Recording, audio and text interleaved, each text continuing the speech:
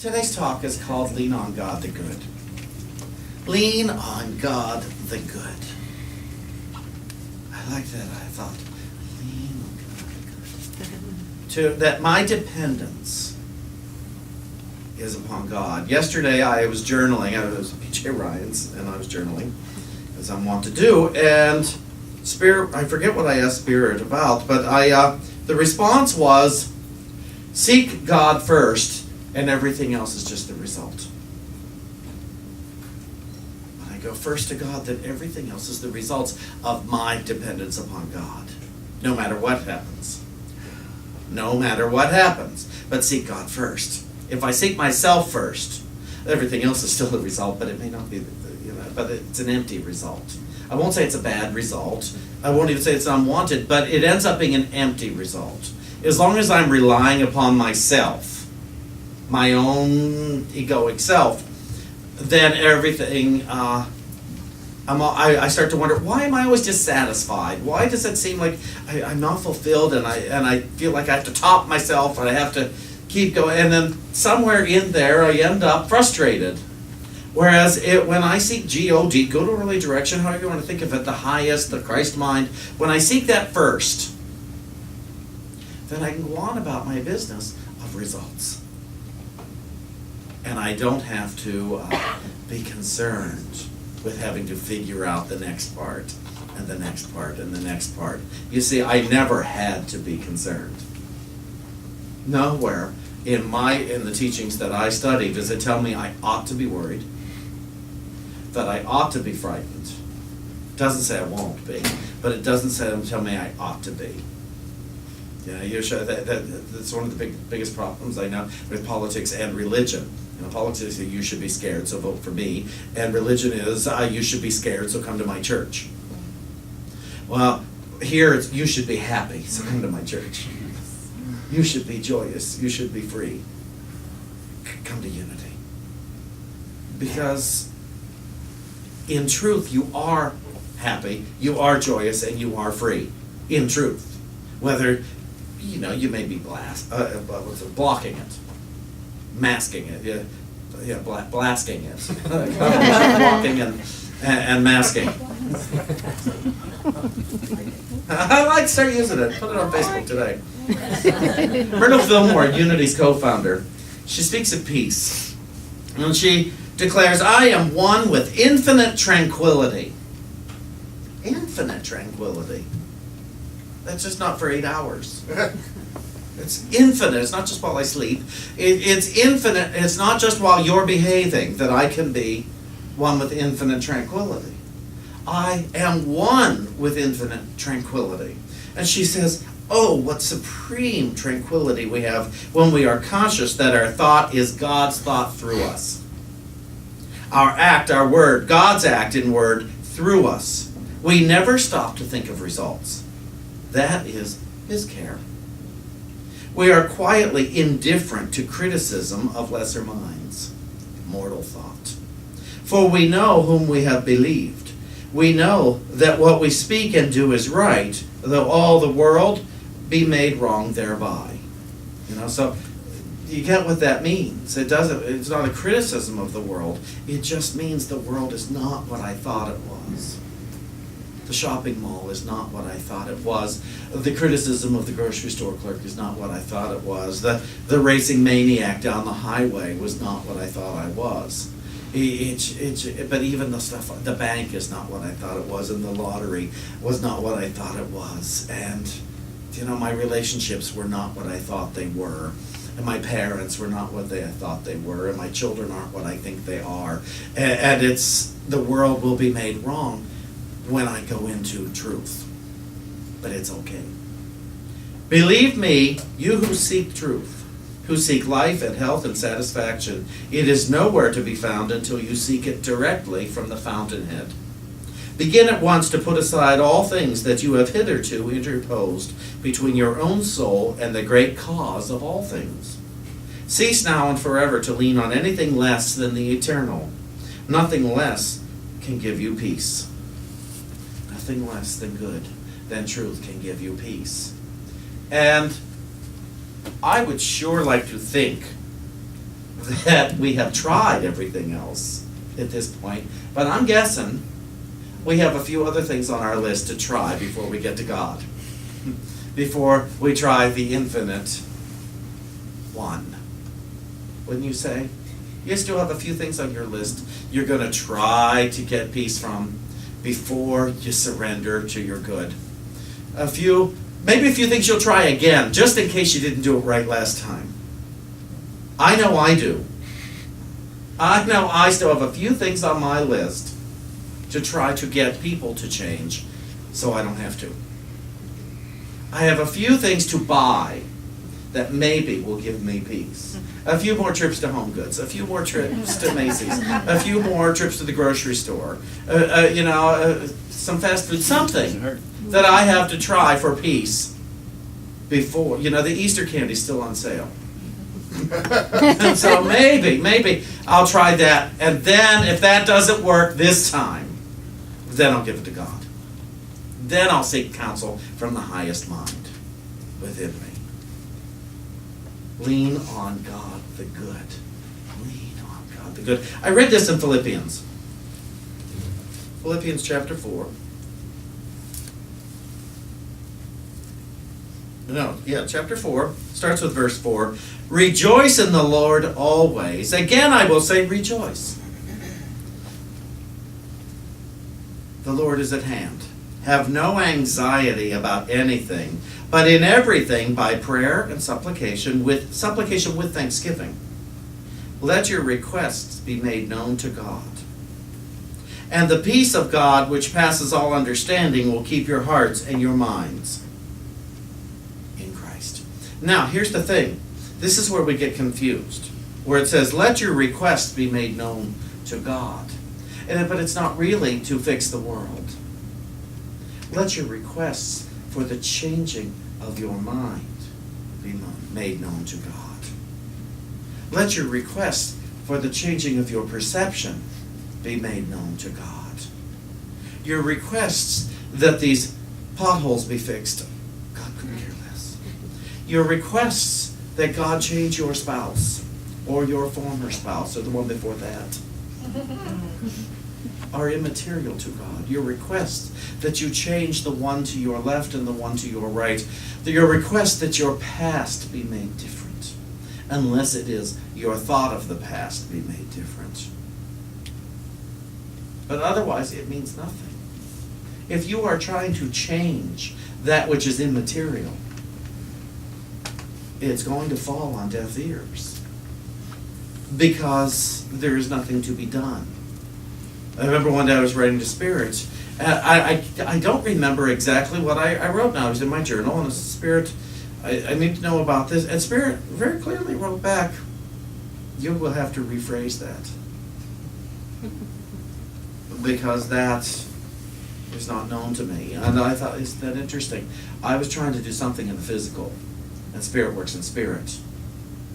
God is spirit and truth, and those that worship God must worship in spirit and in truth. You see, we don't have to be unhappy.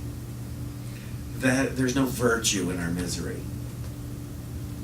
It's not bad if you want to experience your misery, but it's not necessary. It is not redemption.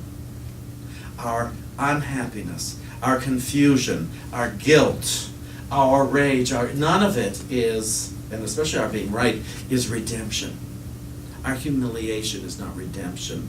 That will not bring us up to the consciousness of oneness. Now, God can use anything. And I was talking to somebody recently, and they said, I don't understand why this is happening. I said, it got you to this point. It got you here where you're seeking God. But do we still have to fall to our knees to desire God? Do we have to be broken on the floor to desire God? Does my heart have to be split in two to desire God because it's the only thing left?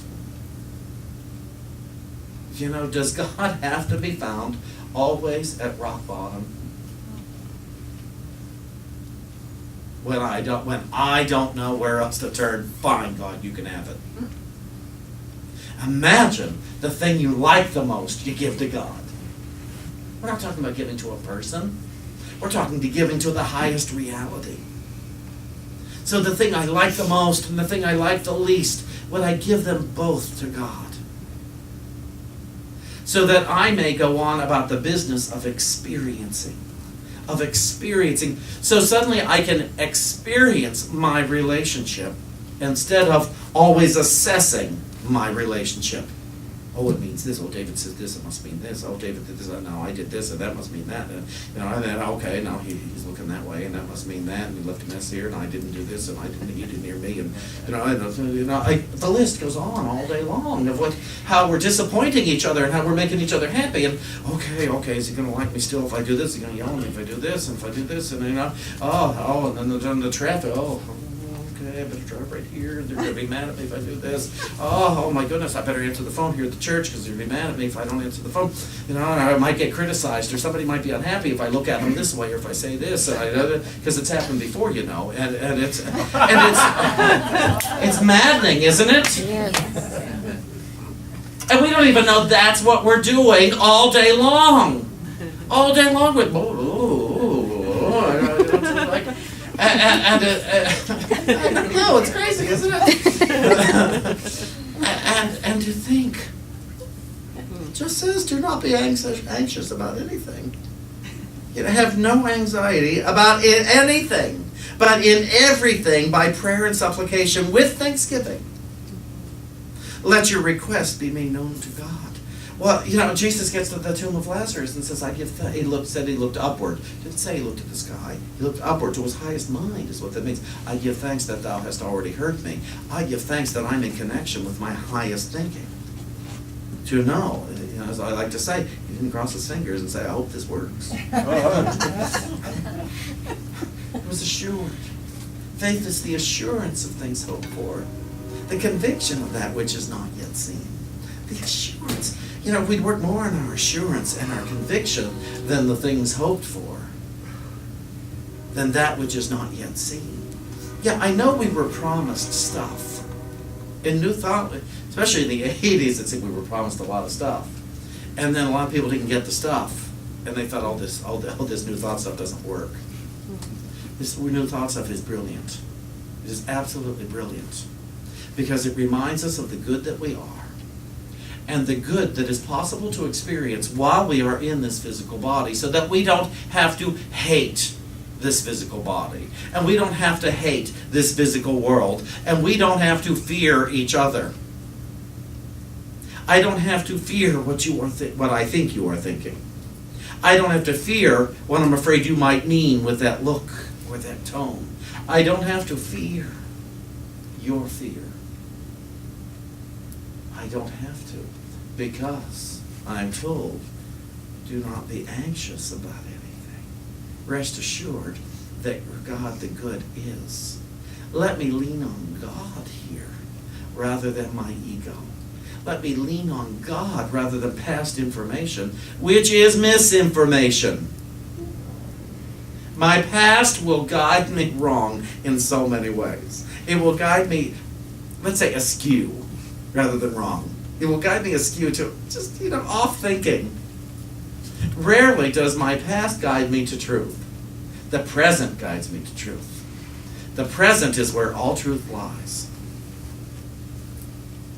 And so you see, is there anything more glorious, than the springing forth of life, of wisdom, of understanding, of truth, all that God is, and therefore all that I am. So you see, when I lean on God, the good, I'm leaning on the good that I know I am, that I am assured that I am. That I am assured. That's why I kept coming back to unity.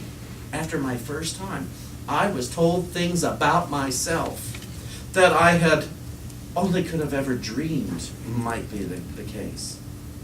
I was told things about myself that no relationship had ever told me, that no success on a test had ever told me.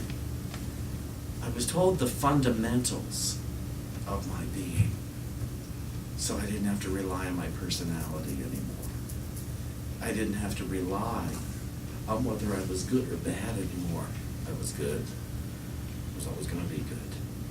Always be good. And I was told not to be anxious about anything. About anything. That God is always good, is always going to be good. So I don't have to worry. It doesn't mean I won't, I promise you. I'm likely to worry, although something could snap right here today. And I will never worry again. In this moment. In this moment, I will never worry again. In this moment, I will never fear again. In this moment, I will never project the worst again. In this moment. In this moment. So you see, in my darkest times and in my lightest times, I must rely, I must lean on God the good and know that there is a bridge from my disillusion to truth. It is a bridge in my mind. And you know, and all that stuff underneath the bridge, all that stuff I'm so terrified underneath the bridge, I don't have to be anxious about it because I'm walking across the bridge. There is a wonderful bridge of new thought to get me across, you know, what I call trouble, what I call terrible, what I call bad, what the stuff I say I ought to be afraid of, that I ought to fear, the stuff I tell myself I ought to be concerned about. It's not true. It's not true.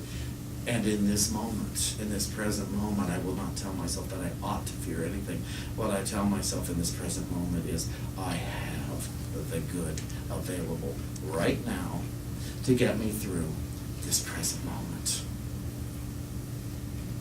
Do not be anxious about anything, but in everything, by prayer and supplication with thanksgiving, let your requests be made known to God, and the peace of God, which passes all understanding, will keep your hands and your minds in Christ. So it is.